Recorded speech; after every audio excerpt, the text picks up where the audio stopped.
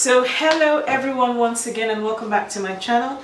My name is Juliettsstyleglam. If this is your first time on my channel, thank you so much for being here, and if you're already subscribed to my channel, thank you so much. So you guys, I'm going to first of all talk to you guys about the fact that I haven't been okay, and so nothing to record. Secondly, pardon how I look. I'm super tired and I'm beginning to have, and I started having some irritations on my face. And then I finished from the gym. It was so weird. I finished from the gym and I was supposed to be taking my shower, and then lo and behold, I was washing my face, and I don't know, I think I don't know, the soap got into my eye, and it hurt me like crazy, as in it's horrible. Anywho, so please pardon my outlook. Thank you. All right, so today's topic just came to me like an epiphany, poof, you know. And this topic I am doing today, I didn't start recording. And this topic I'm writing on today, actually, I had the help of a couple of very wonderful people. Now, if you are not aware, okay, and I've said it so many times, I've said it before on my channel, I am a Unity School product. I'm a product of Unity School. So I went to College Sagamu. Shout out to all the Shagamites wherever you are, and all federal government college, you know, students wherever you are. Shout out to all of you. You're all awesome. Okay, so my video today, I could not have done it without the input of the alumni group, okay, of my school, which is FGGC Sagamu. I could not have done it at all. Now, before we get into this video, if you haven't subscribed, that's the subscribe button just somewhere there. Subscribe and hit smash that notification bell, so that each time I upload a video firsthand, you get to know. All right, so today we're going to be talking about something that ails women, okay, and it ails us from when we are kids, okay. Yes, I am talking about periods, okay. And like I said, this video was only possible with the input of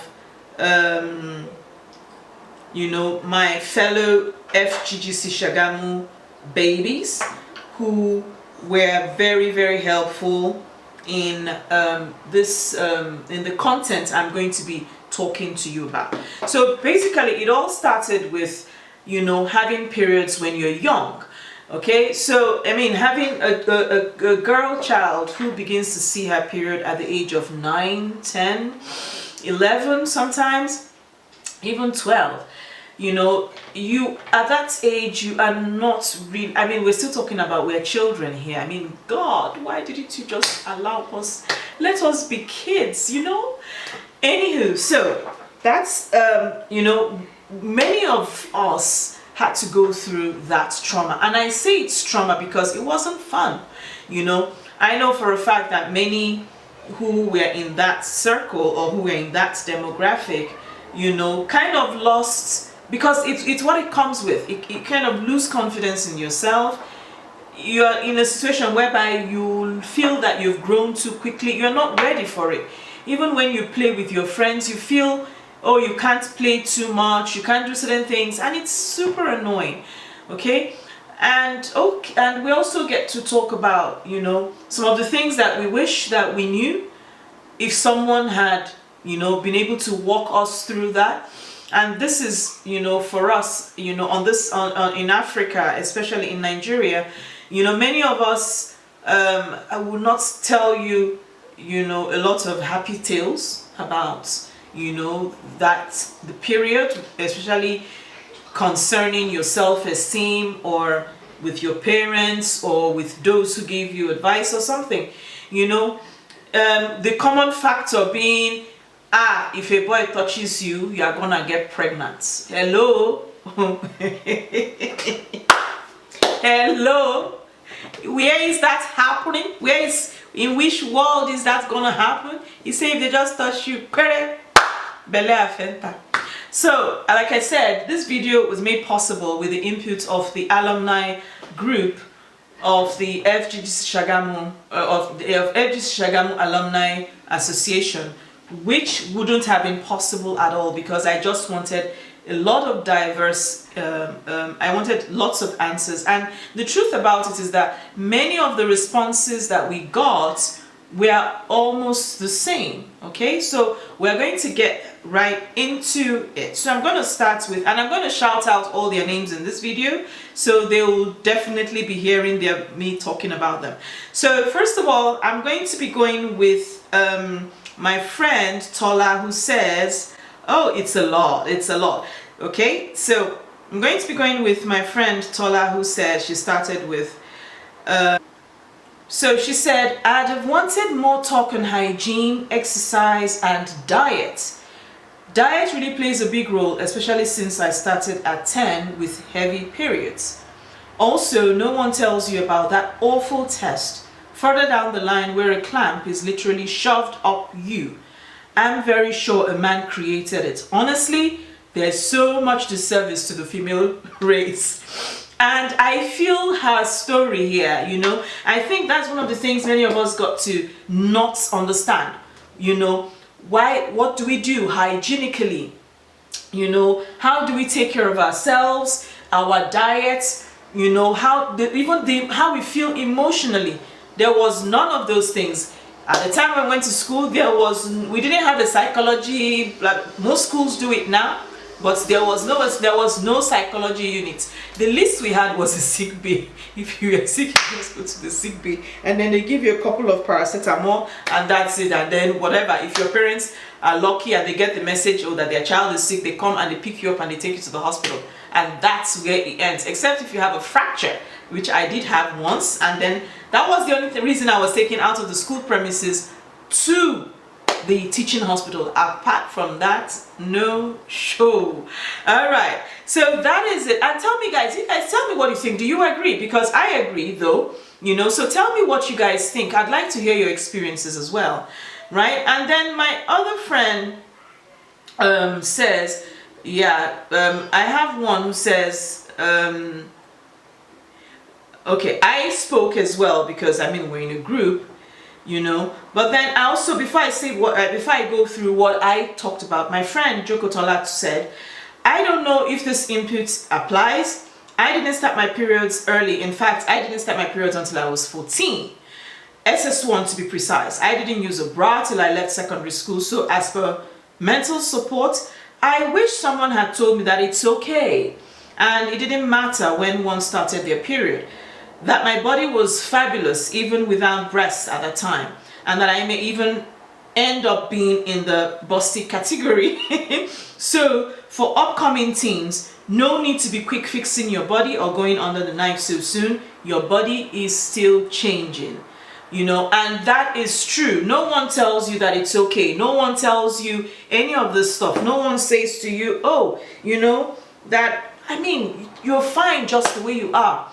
I mean, the world has changed today. We are all embracing who we are. We're embracing our sizes. We're embracing our bodies. We're embracing everything. We're even daring to go nude. But at the time, we didn't have people who, our parents, I'm serious, and I don't get it. Our parents were so out of, they lived in their own clouds, you know. I think the problem was that they just did not want to, it was an issue they did not want to face, and it was staring at them in the face. And then rather than, you know, go head on with about it, they just set every horrible scenario you could think about to just scare you. That was it. We lived in a period of fear, you know, and that was all we had.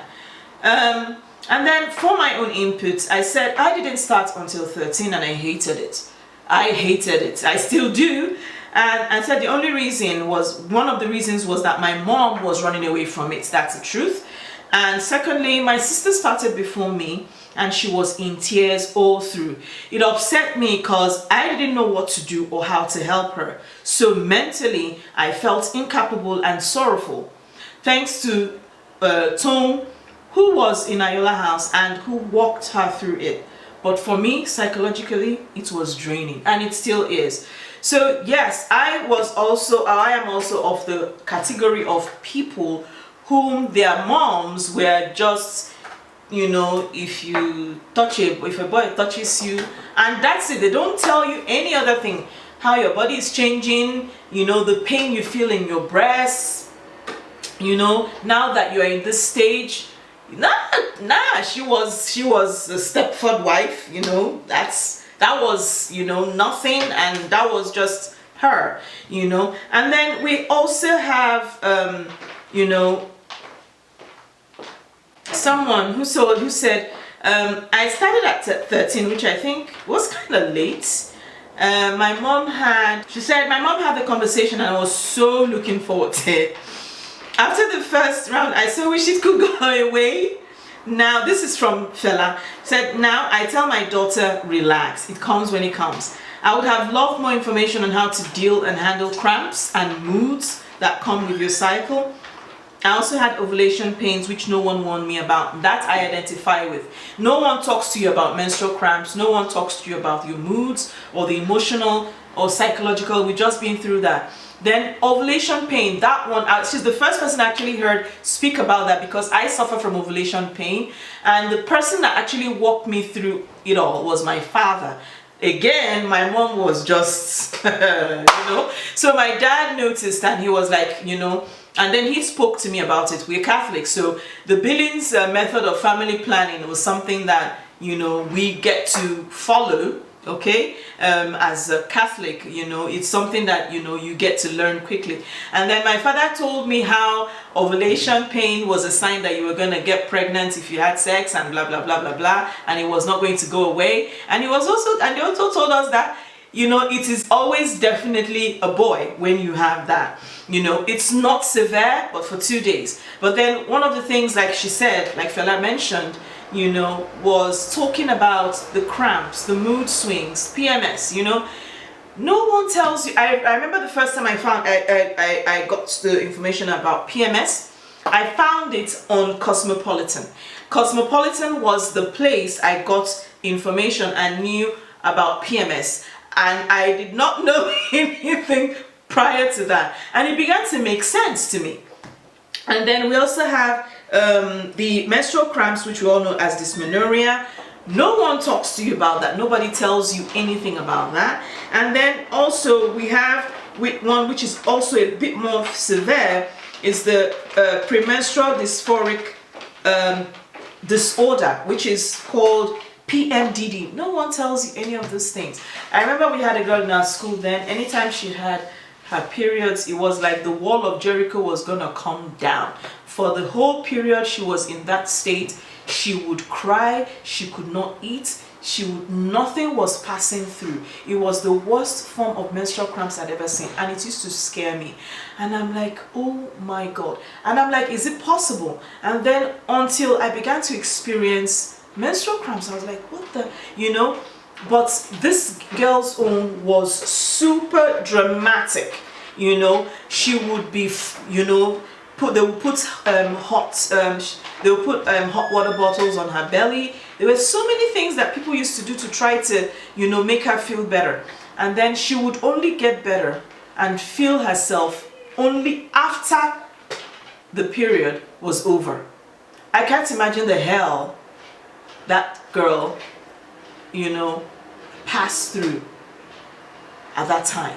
We haven't heard from her till now. We hope that she's okay. Morenike, wherever you are, we love you. Okay, and then the next one was given to me.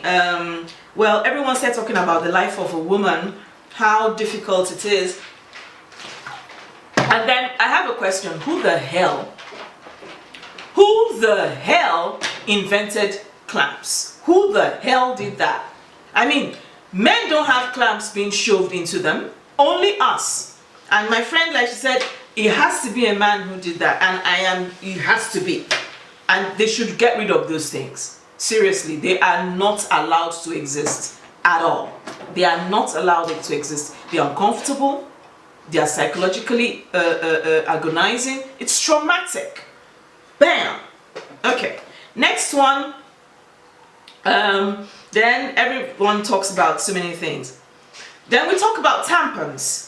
Are tampons safe? Are tampons good? Are tampons all the hype? I remember I watched the Chic Natural's video, and she talked about tampons, and I agree with her. I used tampons for a while, and after a while I stopped because I used to have, I still do, I have menstrual cramps a lot. So they were not helping. And then there was something she said, listen, your body is getting rid of waste, so let it get rid of waste. Why are you plugging something in that is stopping it from getting out? And she is right to the T. She is very, very correct. For me, in my opinion, I have no business with those things. For me, I think they should even be banned. Yeah. Anywho, what do you guys think about the use of tampons? Is it comfortable for you? I mean, everyone has their, their preferences, but, is how comfortable is it for you? For me, it was not at all. And then we go on to, then also the belief, that the belief that tampons disvirgined a girl or something. Those stories were the worst. Those stories were the worst. I don't even understand where most of these African parents or Nigerian parents get their theories from. I don't even understand what they understand or what people understand or know to be for someone to be disvirgin. Then yeah, many of them talked about hygiene, which I'm going to address in another video, not in this one, on how to take care of you hygienically and what to do. I'll be sharing that in another video, so it will not be in this video. And then I hope I will find, there's one more. Now, I have one of my friends who came up with something extremely amazing. She said, when I got my Diola, this is for you. And shout out to Adiola Chukuma. She is the she's a consultant for Clear Vines wine. So you guys go check her out and order your wines from her. And I'll be putting her link, her link to her Facebook page in this video, so that you guys could go check her out and order your amazing Bordeaux's and Sangrias from her. Alright, so she says, when I got mine, I didn't know what it was. The house help gave me tea and a pad and had me sit in the parlor that evening to wait for my mom. When my mom came, she said, Mommy, oti shele. Meaning, it has happened. My mommy just gave me a hug, Panadol, and said, if a boy touches you, you can get pregnant. I was in primary 5. You can imagine, just being in primary school. So during my period, as we walked back in assembly, I would squirm up the stairs, making sure no boy touched me in the line.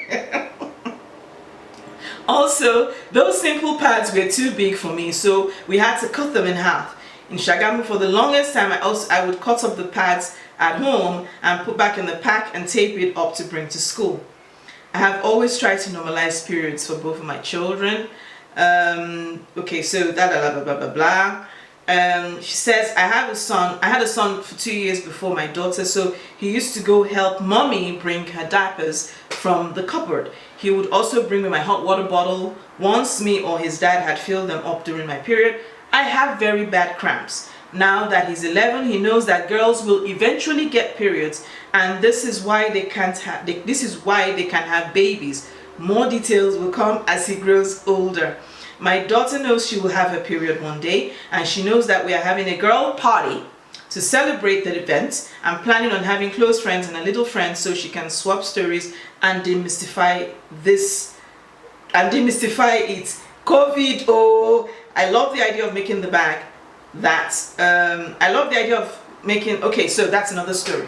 So yeah, something she said here was amazing. And normally it was supposed to be, your period is something supposed to be celebrated. But I think, like, for most of our parents, they just didn't get it. They did not, for them, it was very uncomfortable. It was very, very uncomfortable for a lot of them, you know, in that situation. So they just, you know, tell you, okay, you will get pregnant. And you know, she's a 21st century mom who's saying that even her son, he gets to understand that it's normal, and that's beautiful, and I like that. And he also knows that, and her daughter also knows that one day she's gonna have that, and then to celebrate it and demystify all the nonsense about it. And I think that's the most important thing, to demystify it, for people to understand, or for our girls to understand that it's normal, it's okay, and that it's natural, you know. Then we can begin to talk about or walk through the other things that come with it, the psychological trauma of menstrual cramps or whatever,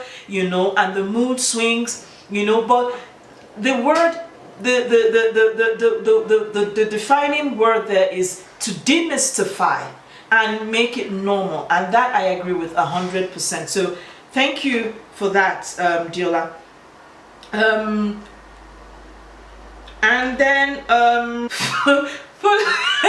Lola said, I always, she said, I wish your mom had said more. She was talking to Diola then, and she said, mine told me not to use a toilet a boy has used, that the sperm can jump in at me. That was the end of swimming, as I thought they would swim into me too. The fear of sperm. Oh my god! This group is the craziest. Anywho, so you get it. You know, like I said, a lot of us had parents who were just, rather than, you know, they made, it was the fear. They kind of try to put fear into us about it without actually talking to us about it. And you know, this is one of, and it's so, you know, it's funny, but at the same time it's touching, you know. And you can imagine what we all were going through at the time, and we couldn't talk about it because we didn't know, you know, we were all in this circle of fear, you know, that kind of thing, you know. For me, like I said, the party idea is that's up my alley, you know. I think, yeah, parents, that's what we should do. You give them a party, make them feel like they're, you know, they're the best in the world. You give them all of that. They should celebrate it because it's normal. It's not gonna go away. That's whom they are. It's there for them. Okay. Then one said, this explains why my dad got me a whole chicken from Mr. Biggs after I told my mom I had started my period. God damn it! You know, there were those whom their parents were pretty cool about it. Her dad bought her chicken. Then we had lots of funny things, but basically, this was most of us, our story. We had the fear. And that's why I'm talking about it. So, you know, if you're in the demographic or in the group when you know, that your kids get to start their periods early, these are the few things that I believe you can do. For example, through a party, let them know, talk to them about it, be upfront with your kids about it. And then also for those who, you know, for the ones that, you know, the fear factor, I think that is the most important thing, to demystify the fear factor. Do not fail to put all your comments. I'd like to hear all your comments in the comment section of this video. I'll also try to put the chats on screen so that you can also see.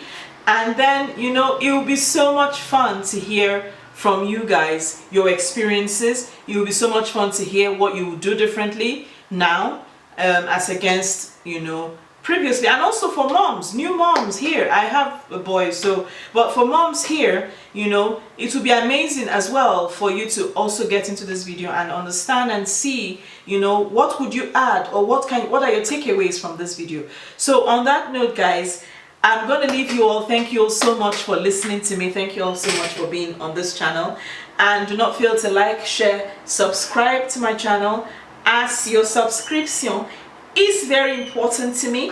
Your subscription is for me. And until my next video, I'll love to see you guys once again. Do not fail to share this video and like it as well. And I'll see you guys in my next video. Bye bye. She's loving me all through the night.